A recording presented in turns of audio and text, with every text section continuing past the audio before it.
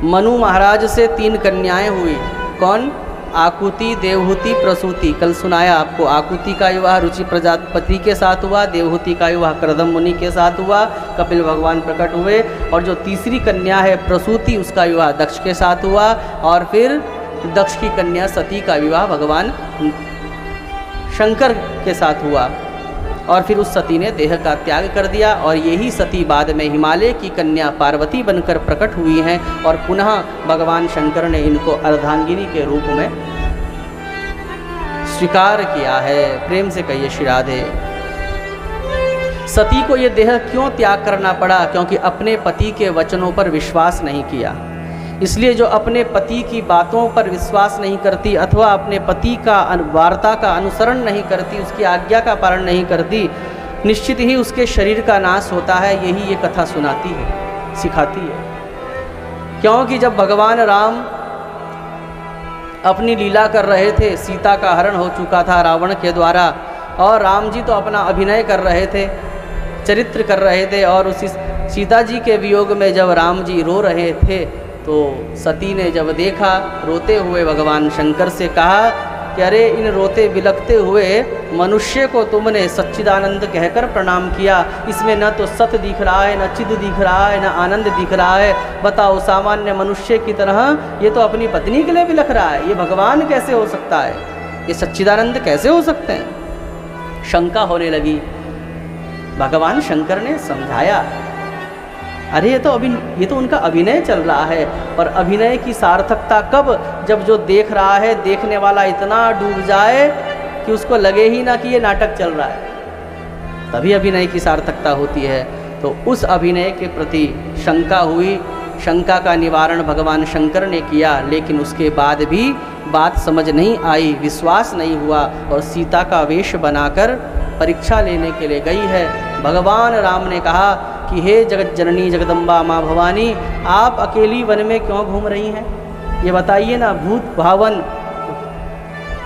भगवान शंकर कहाँ हैं?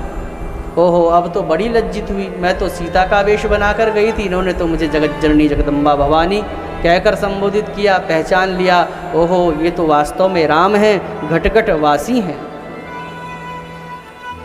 कस्तूरी कुंडली बसे मृग ढूंढे वन माही, ऐसे घटघट राम हैं दुनिया जानत नाही। बड़ी लज्जित हुई है।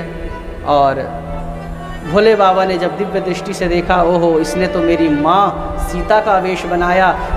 जिस पत्नी ने मेरी माँ का वेश बनाया हो, तो अब मैं इसको अपनी अर्धांगिनी कैसे बना सकता हूँ? क्योंकि माँ का स्वरूप धारण किया है, ये तो अधर्म होगा। इसलिए त्याग दिया है सती को संकल्प मात्र से। अब जब त्याग दिया है तो इसलिए भूमिका बनी, और वही सती फिर लीला के माध्यम से अपने शरीर का त्याग कर देती है। एक बात और बताऊं, भागवत के अनुसार तो सती का जो शरीर था वो जलकर भस्म हो गया, लेकिन विष्णु पुराण के अनुसार सती का वो शरीर जो था वो मूर्छित मृत हो गया, शरीर वहीं पड़ा रहा। भगवान शंकर गए हैं, भगवान शंकर की जो शिवा हैं, प्रिया हैं, जब उस दशा में देखा, क्योंकि भगवान शंकर एक ऐसे देवता हैं, अर्धनारीश्वर हैं। पुरुष और स्त्री का संबंध क्या होता है, इससे सुंदर चित्रण क्या होगा? भगवान शंकर समाज को संदेश देते हैं, पत्नी तुम्हारी अर्धांगिनी है, आधा अंग तुम्हारा पत्नी है। कितना सम्मान दिया। तो भगवान शंकर ने जब अपने मानो अर्ध अंग को ही इस प्रकार से मृत देखा, बड़े रुदन करने लगे, और उठाया है वो शव अपने कंधे पर। आप हरिद्वार कनखल दक्ष प्रजापति जब जाएंगे तो आप देखेंगे कि वहीं पर बाहर ही भगवान शंकर की एक प्रतिमा बनाई हुई है, जिसमें भगवान शंकर सती का शव अपने कंधे पर लेकर विचरण कर रहे हैं। बहुत समय तक विचरण करते रहे, भटकते रहे। तब भगवान विष्णु ने सोचा कि शंकर जैसा वैरागी अपनी पत्नी को इस प्रकार से कंधे में लेकर घूमे, समाज में गलत संदेश जाएगा। भगवान विष्णु ने निकाला है अपना चक्र, और उस सती के शरीर के 52 टुकड़े कर दिए हैं। कितने कर दिए? कई लोग 51 कहते हैं, 51 इसलिए कह देते हैं क्योंकि 51, 21, 31 ये हम सब सनातनियों के मुंह में चढ़े रहते हैं, इसलिए 51 कह देते हैं। लेकिन 51 टुकड़े नहीं हुए हैं, 52 टुकड़े हुए हैं। कितने?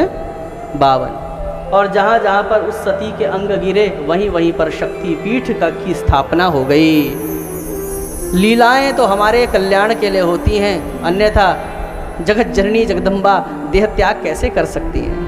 ये तो एक लीलार्थ है, ताकि उस सती का, उस शक्ति का प्रसाद भारतवर्ष के कोने कोने तक वितरण हो जाए। इसीलिए जगत जननी की ये लीला हुई है। वो एक सती 52 भागों में जब विभक्त हुई तो वो सबके लिए सुलभ हो गई, पूरब से लेकर पश्चिम तक, उत्तर से लेकर दक्षिण तक। हाँ? पूरब में भी शक्तिपीठ है, पश्चिम में भी, उत्तर में भी, दक्षिण में भी। हाँ? संभवतः 1 या 2 शक्तिपीठ तो हमारे अब पाकिस्तान में भी पड़ते हैं, ऐसा मैंने सुना था। तो जहाँ पर माता के बाल गिरे हैं वहाँ पर कात्यायनी देवी का मंदिर बना, शक्तिपीठ बना। जहाँ पर माता की आंखें गिरी हैं तो वो क्या बनी? नैना देवी, जो हिमाचल में है, नैना देवी। और ऐसा भी कहा जाता है कि एक नेत्र वहाँ गिरा और दूसरा नेत्र नैनीताल में गिरा। नैनी झील के बगल में ही एक नैना देवी का मंदिर है। तो ऐसा भी कहा जाता है, किंवदंती है कि एक नेत्र वहाँ गिरा। इसलिए नैनीताल की झील को अगर आप ऊपर की पहाड़ी से देखोगे तो मैंने खुद देखा, तो वो झील की जो आकृति है वो नैन की तरह है, आँखों की तरह है। तो नैना देवी की स्थापना हुई।